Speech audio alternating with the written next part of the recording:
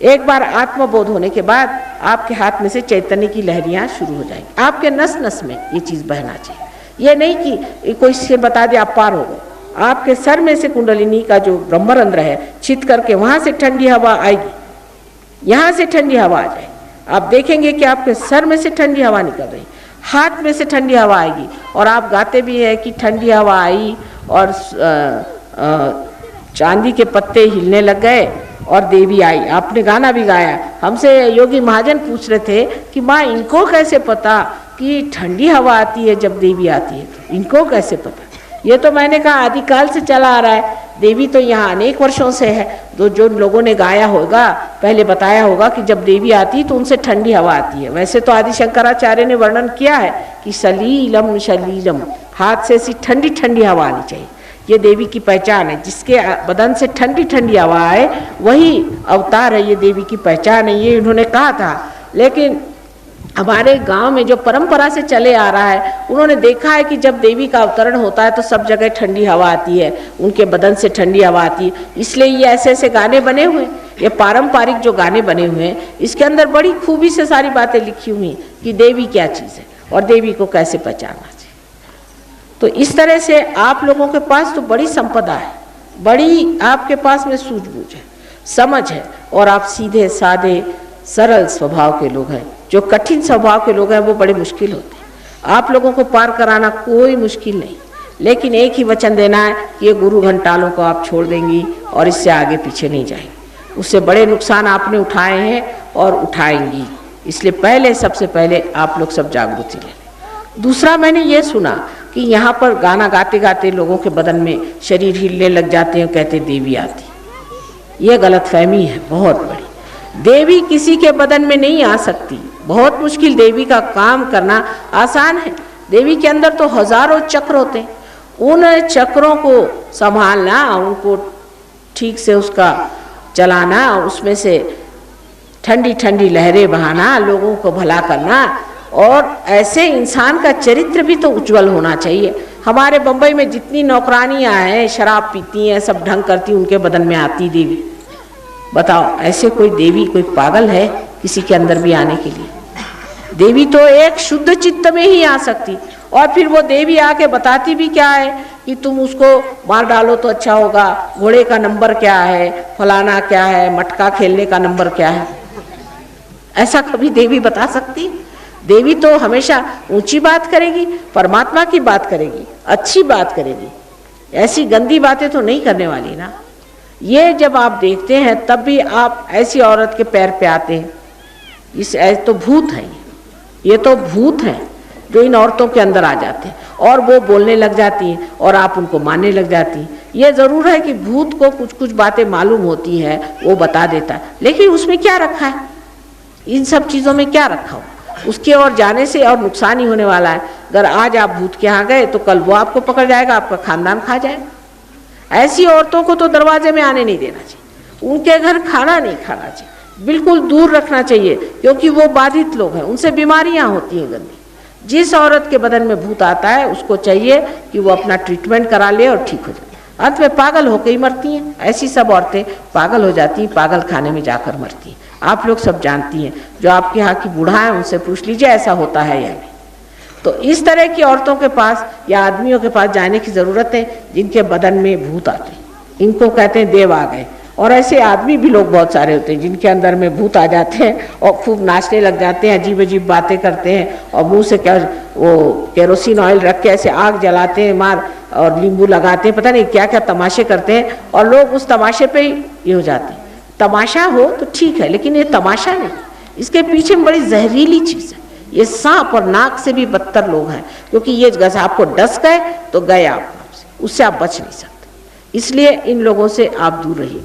इतना ही ज्ञान आपके लिए काफ़ी। बाकी आप बिल्कुल ठीक है, आप में और कोई दोष नहीं, और किसी दोष को मैं नहीं देखती हूँ। सिर्फ यही देखती हूँ कि अजान में, अंधकार में आप गलत लोगों के पीछे कभी कभी चले जाते हैं।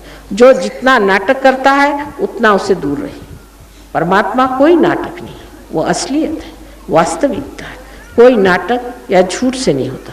अभी तक आपको अनुभव नहीं था, वो अनुभव हम आपको दे देते हैं। अनुभव शून्य होने की वजह से आप जानते नहीं कि कौन अच्छा है बुरा है। जब आप अनुभव पाएंगे तो आप जानेंगे। अब कोई अगर आपसे पूछे कि भाई तुम नैना देवी को मानते हो, तुम चिंतपूर्णी को मानते हो, क्यों? वो तो एक पत्थर मात्र है, उसको क्यों मानते? क्या जवाब है आपका? कोई जवाब नहीं कि क्यों मानते हो इनको। शंकर जी को मानते हो, शंकर जी की इस मानते हो कि शंकर जी के 12 ज्योतिर्लिंग है, क्यों 12 ही क्यों है? क्या बात? आपको पूछना चाहिए कि क्यों भाई, कैसे, क्या, कैसे जाना?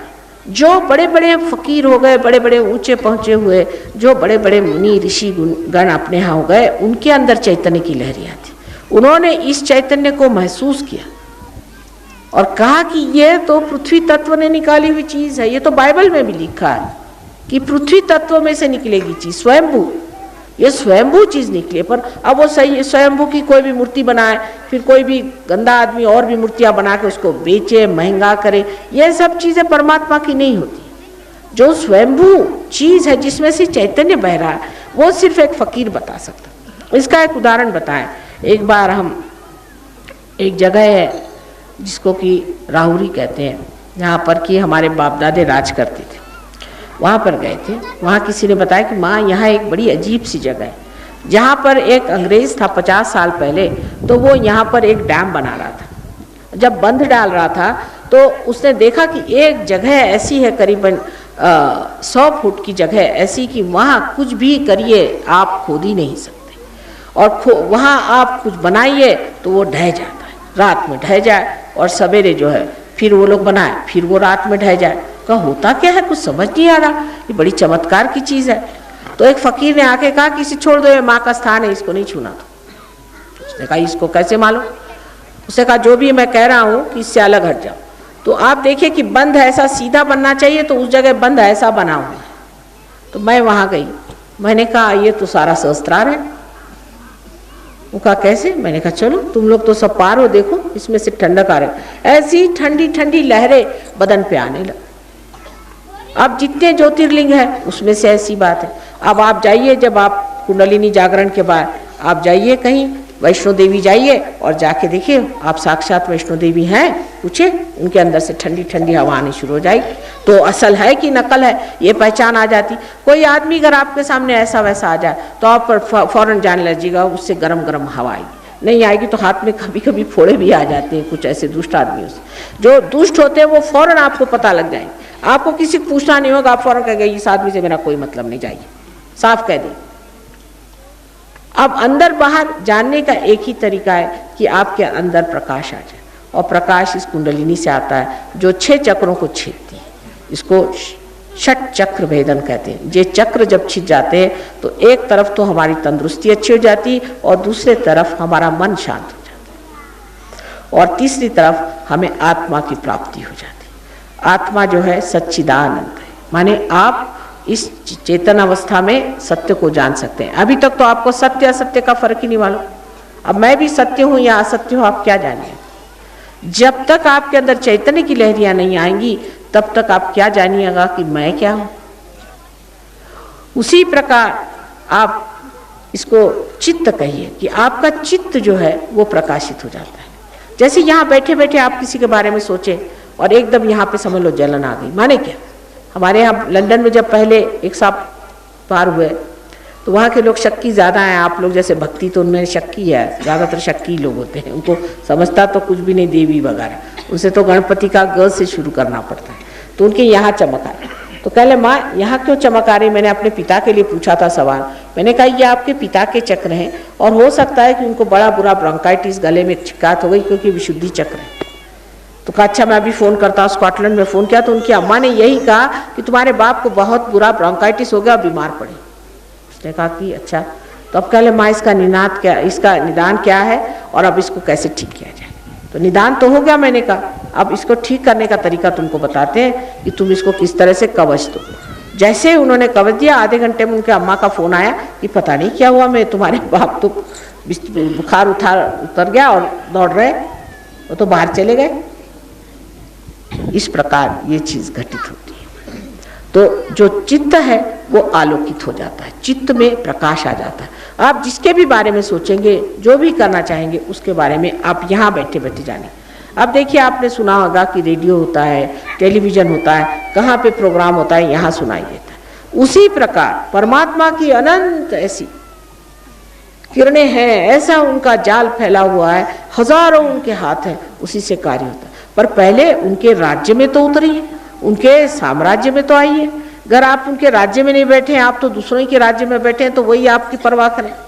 जब आप परमात्मा के राज्य में आएंगे तब आपका पूरा इंतजाम है वहाँ, सारे उनके देवदूत गण आदि सारे आपकी सेवा में खड़े हुए, सब के सब वहाँ पर पूरी तरह से आपकी व्यवस्था करेंगे। और हर आपके प्रश्न जो है उसके वो इस तरह से आपको उसकी हल मिलेंगे कि आप हैरान हो जाइएगा कि ये कैसे हो गया, ये माँ हमें कैसे प्राप्त हुई।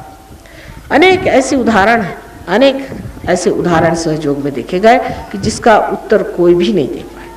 बहुत बार कहीं हम बैठे हुए हैं, आकाश से एकदम देखते हैं कि प्रकाश की जोत आ रही है, वो कैमरा में पकड़ा जाती है, कहीं कुछ। एक बार हम बेडफोर्ड में थे, ये तो वहाँ के पेपरों ने भी छापा कि बेडफोर्ड में हम गए थे, हम तो लेक्चर दे रहे थे, काफ़ी लोग थे वहाँ, उनको लेक्चर दे रहे थे।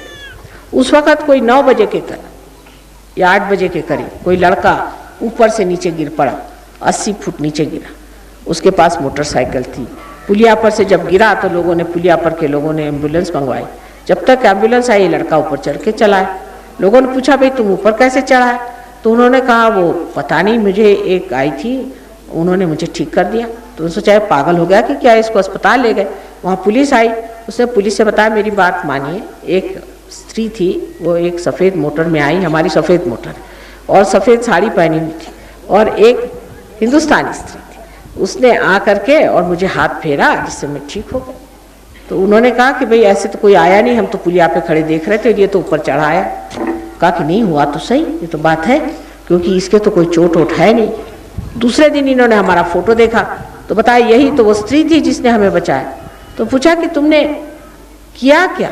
कहले, बस जिस वक्त मैं गिरने लगा तो मैंने यही कहा कि हे पावन माँ, डिवाइन मदर, मुझे तुम बचाओ, बस इतना मैंने कहा। मैंने उसको याद किया सिर्फ, और कुछ नहीं। और जैसे मैं गिरा, उसके बाद पता नहीं कैसे ये एकदम आ गई, इन्होंने ऐसे हाथ किया, मैंने गाड़ी को आते देखा, उससे उतरते देखा, और चट से नीचे आई और आकर के मुझे ठीक भी कर दिया। ये उन्होंने साफ कहा तो वो लोग परेशान हो गए, उन्होंने चिट्ठियाँ लिखी, उनका कि ये कैसे क्या हो गया। तो उन्होंने कहा कि ऐसे तो बहुत किस्से इंडिया में हुए हैं, लेकिन अब इंग्लैंड में भी हो रहा है, अच्छी बात। और इसमें कोई विशेष बात नहीं है, क्योंकि जब जिसके हजारों हाथ है, जिसकी हजारों शक्तियाँ, उसके लिए क्या विशेष बात है। अगर हम कुछ है भी तो उसमें कौन सी विशेष बात है। अगर सूर्य है तो है, उसमें कौन सी उसकी बात है, क्योंकि उसके अंदर ये शक्ति है ही, जो है सो है, उसमें कौन सी विशेष बात है। लेकिन आपकी विशेष बात है कि आप इंसान से बढ़ के आज परमात्मा के दरवाजे आए हैं।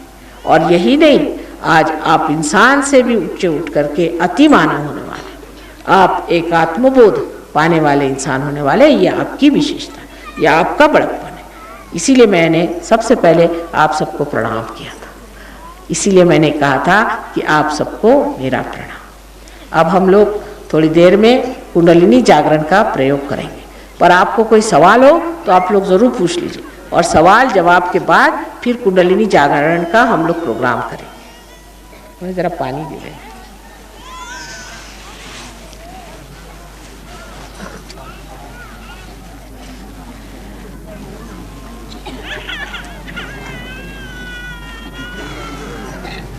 अब शेरा वाली जो हैं, वो अब आप ही लोग मेरे शेर हैं। जंगलों के तो सब शेर मार डाले, अब आप ही लोग तो शेर है पानी। सवाल करिए, कोई सवाल हो तो जरूर करना चाहिए। बाद में सवाल नहीं खड़ा हो कि माँ से ये नहीं पूछा, वो नहीं पूछा।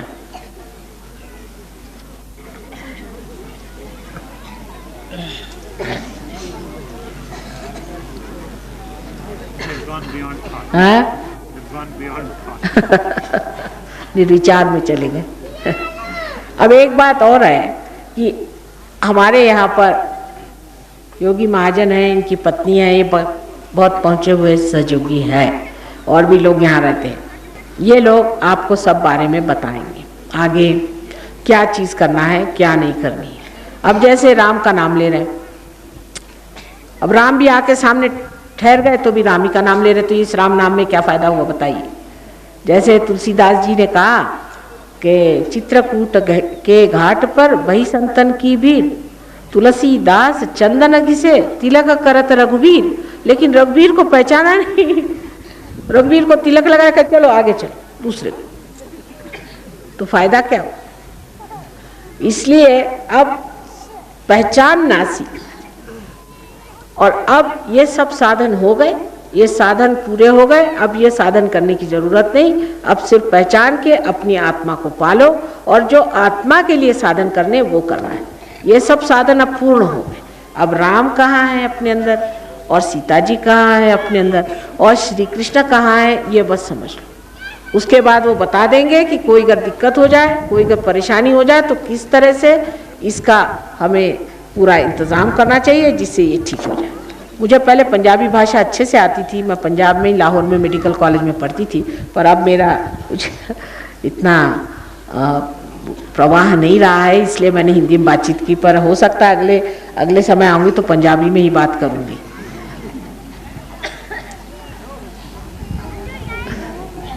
और कोई सवाल तो नहीं है?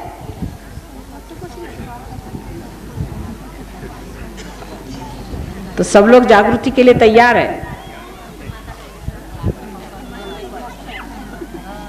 पानी होगा।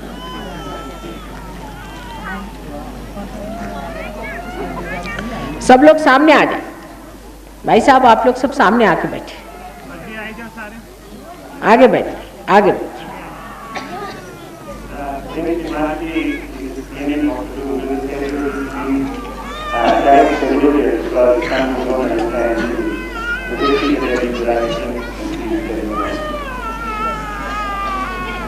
The daily Sahajogi should be at the back so that they can help me out to solve the problem. सब लोग पीछे बैठे हैं, आप लोग इधर आ जाइए। धूप लग रही तो अब कोई बात नहीं, आ जाओ, छाया कर देते हैं।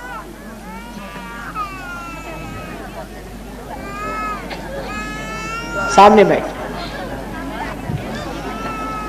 आप ही ने कहा था कि आज धूप चाहिए, तो मैंने कहा चल लो भाई धूप। जब धूप कर दी तो आप जाके छाया में बैठ गए।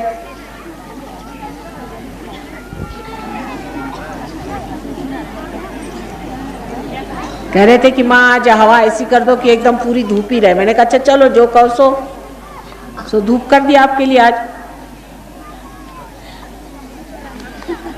जब उसका इंतजाम किया तो अब आप छाया में जाके क्यों बैठ रहे, थोड़ी देर धूप में बैठ लीजिए।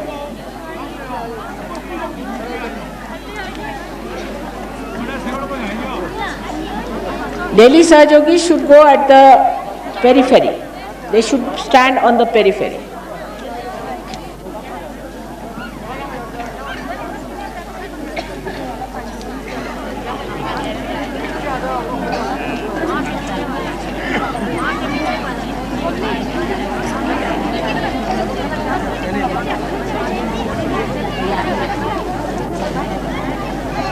सब आराम से बैठिए, थोड़ी जगह बीच में होनी चाहिए, एकदम एक के ऊपर लगा नहीं होना चाहिए, थोड़े आराम से बैठिए।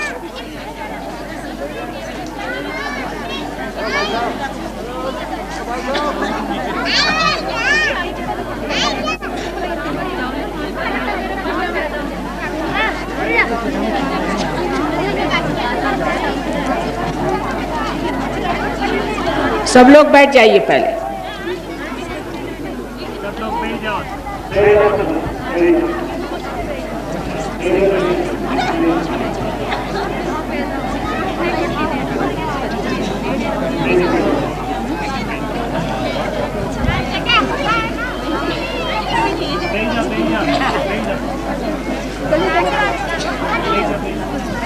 गगन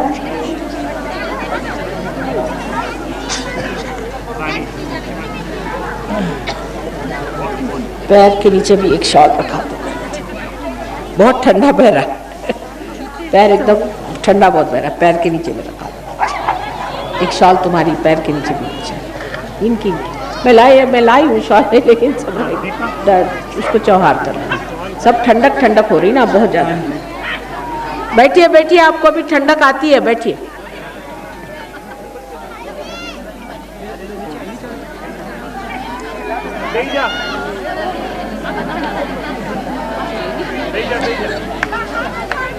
बैठ जाइए, बैठ जाइए।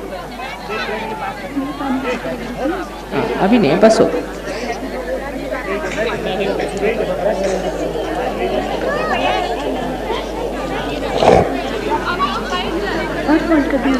हाँ नहीं, ठीक है, अब ठीक है, इसमें ठीक है।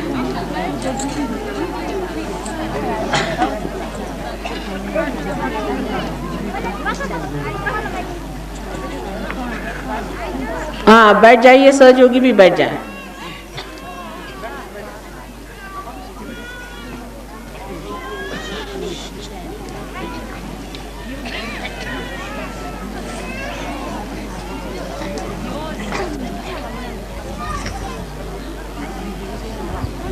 लेफ्ट को क्या खब्बा कहते हैं?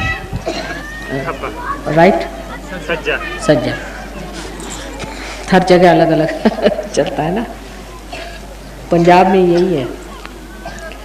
अच्छा, अपना खब्बा हाथ जो है आपका, ये आपकी इच्छा है, ये इच्छा है, और इसलिए इसको अपने गोद में ऐसे मेरी ओर रखें, गोद में रखें, या जरा ऊपर उठा के रखें, अगर थक जाए तो नीचे गोद में ले जाए, गोद में रखें इस तरह से। खब्बा मेरी ओर कर, खब्बा। बायां हाथ लेफ्ट हैंड खब्बा, बायां खब्बा यहाँ रखियो सर। अभी ठंडा आना शुरू हो गया, आ गया है ना।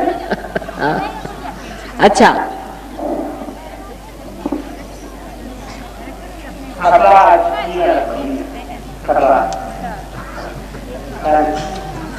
और सज्जा हाथ जो है इसको आप जमीन पर रखें, क्योंकि ये जो भारत माता है इसकी बड़ी देन है, और ये सारी हमारे आतप खींच लेती, इसलिए इस पर अपना सज्जा हाथ रखें।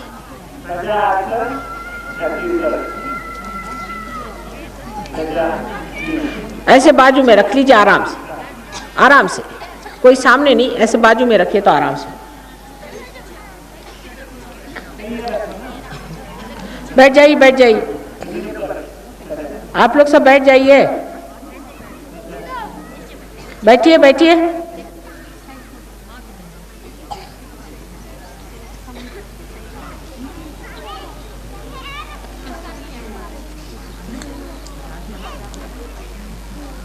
ये बच्चों को देखने वाला कोई है नहीं वहाँ, छोटे छोटे बच्चे खेल रहे हैं।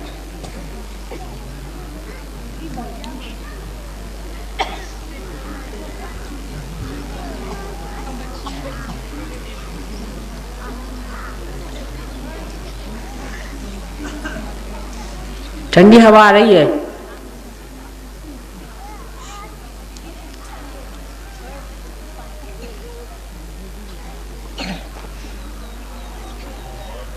आ रही खूब जोरों में। अच्छा, अब जो है सज्जा हाथ हमारे और खब्बा हाथ ऐसे पीछे की तरफ, हमारी ओर पीछे की तरफ।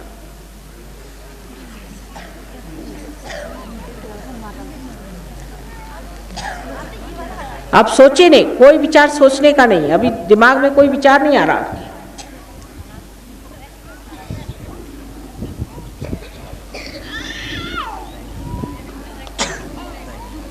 पीछे करिए,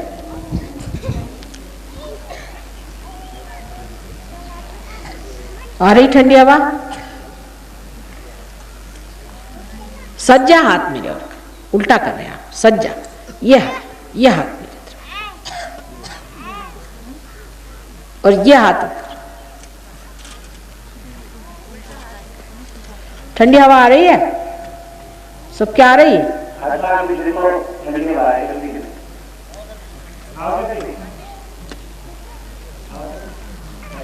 मैंने कहा ना, आप लोग बढ़िया लोग हैं। उस विदेश में तो मेरे हाथ टूट जाते कि ठंडी हवा नहीं आती दुष्टों की, और तुम मेरे प्यारे हो तो देखो कैसी आ गई जल्दी से ठंडी हवा।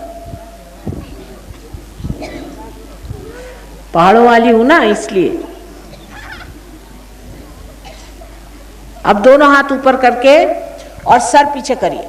और पूछो क्या माँ यही परमात्मा की ब्रह्म शक्ति है? मन में पूछो।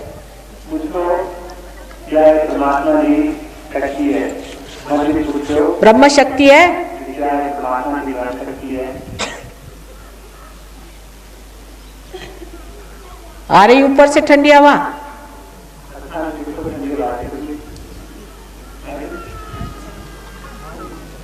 सुंदर हाथ है सबके। हाँ, अब नीचे हाथ रखो ऐसे। अब दोनों हाथ करो मेरे। अब आंख बंद करो, देखो हाथ में ठंडी हवा आ रही है क्या?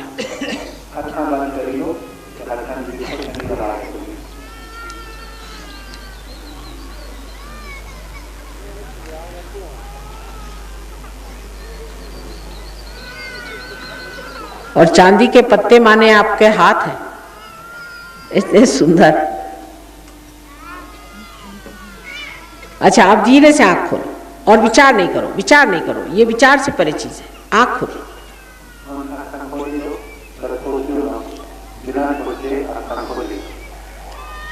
अब सर के ऊपर हाथ लगाओ, यहाँ ऊपर जरा 4 इंच ऊपर।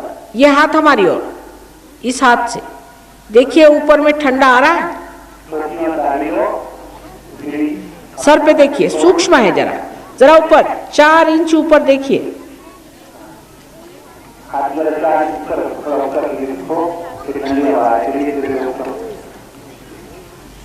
खब्बा हाथ हमारी ओर, खब्बा हाथ हमारी ओर करो। हाँ, और सज्जे हाथ से देखो पहले। आ रही सर में, आ रही ठंडक कि गर्मी आ रही है? ठंडक आ रही। देखिए आप ही के सर में से नहीं, आप ही अपना जानिए। अब इस हाथ को मेरे और करो और इस हाथ से देखो आ रही ठंडी हवा सर में से, आप ही के ब्रह्मरंध्र से। ऊपर ले जरा सा, ऐसे हिला के देखो। जो तालू है ना, जिसको तल्लू आप कहते हैं यहाँ, वो तालू अपने सर पे जो तल्लू है उस पर देखो आ रही है क्या ठंडी हवा? आ रही ना? आ रही कि नहीं?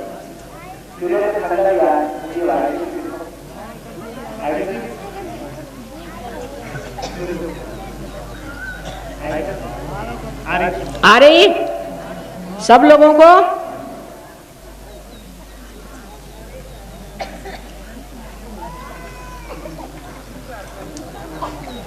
एकदम हल्का लगेगा अंदर से। अब अपने ऊपर देवी का कवच कैसे लेना है जिससे कि कोई सी भी दुष्ट ऐसी शक्ति बाहर की जो कि आपको नुकसान पहुंचाने वाली न पहुंचाए, वो मैं आपको दिखाऊंगी। और आप अपने कुंडलिनी भी कैसे जागरूक करना है वो बताऊंगी। रोज सवेरे शाम इसको करना है।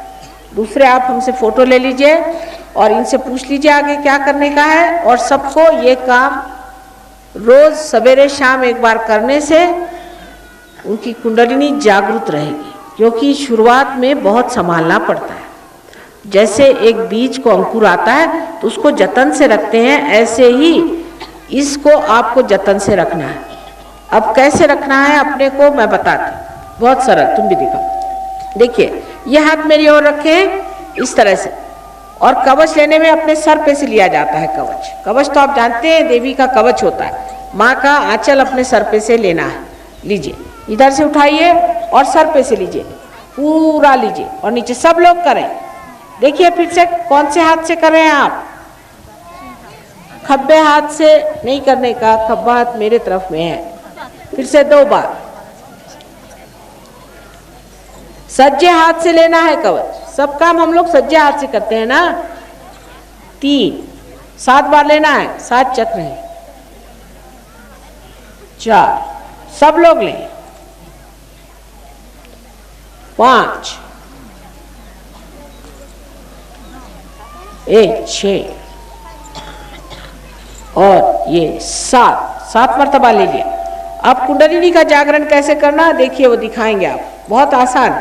अपनी कुंडलिनी यहाँ जहाँ बैठे हो वहीं पर है, इस जगह। और इसके आगे नीचे पीछे ऊपर इस तरह से घुमाना है। अब समझ लो, नहीं तो उसमें गड़बड़ कर जाते हैं। फिर से ऊपर आगे नीचे पीछे इस तरह से। और इसको सीधा उठाना है और इसको सर के ऊपर ले जाना है इस तरह से। और इसको उसके साथ साथ घुमाना है। कुंडलिनी ऊपर चढ़ती जाती है, फिर उसको ले जाके सर पे बांध देना है, ऐसे उसको थोड़ा ये करके और बांध देना है। बहुत सरल चीज़ है, सब बच्चे भी कर सकते हैं। अब देखिए आप, कुंडली का जागृत करना है। अच्छा प्लीज डोंट, सहयोगीज don't tell them hello, they will be confused, you keep quiet, don't confuse them, they don't understand your languages, so keep quiet. Now let us see, शुरू करिए। ये ऐसी कुंडलिनी है, इसको ऐसे ऐसे सीधे उठाइए ऊपर में, और सर को पीछे फेंक करके और ऊपर में ले जाके एक जोर से घुमाव दे करके और इसको बांध दीजिए। फिर से सब लोग करें, ऑल द सहयोगी शुड डू दिस। ऊपर उठाइए, सर को ऊपर पीछे फेंकिए, पीछे फेंक करके और घुमा के फिर 2, अब तीसरी मर्तबा 3 गांठें देनी है, सो कुंडलिनी छूटे ना। फिर से चढ़ाइए ऊपर, कितना अच्छा लगेगा देखिए। चढ़ाते चढ़ाते फिर सर ऊपर में, 1 2 और ये 3। अब देखिए हाथ देखिए, अब आ रही ठंडी हवा, ठंडी हवा आ रही ना, एक पत्ता नहीं हिल रहा देखो कहीं, और हवा कहाँ से आ रही, देखो पत्ता सारे पेड़ खड़े हुए हैं लाइन से, एक भी पत्ता नहीं हिल रहा, सिर्फ यह पत्ते हिल रहे हैं और ये हवा आ रही।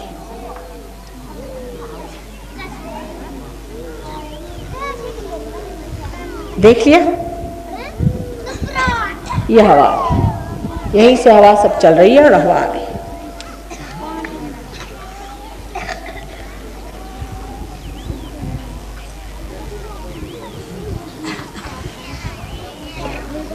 अब इसका ध्यान रखना है, एक बार पार होने से होता नहीं। हमारा फोटो ले जाइए, उस पर ध्यान कैसा करना चाहिए, क्या करना चाहिए, आप आइए, इनसे मिलिए। अलग अलग गांव में भी जा कर के ये आपको देख लेंगे, समझ लेंगे। लेकिन ज़्यादातर हिंदुस्तानियों का ये होता है कि जो सहज में मिल जाए उसको सहज में भूल जाते हैं, और फिर कोई मिला उसके पास चले गए। अब अपने पे ही जमो, अपने को जानो, अपने को समझो और अपने पे जम जाओ, और अपने ही गुरु खुद हो जाओ, दूसरों कोई गुरु की जरूरत नहीं। माँ को तो चाहिए कि जो कुछ हमारा है पूरा हमारे बच्चे पाए और उसमें आनंद पाए। आप सबको मेरा अनंत आशीर्वाद है, अनंत आशीर्वाद, अनंत आशीर्वाद।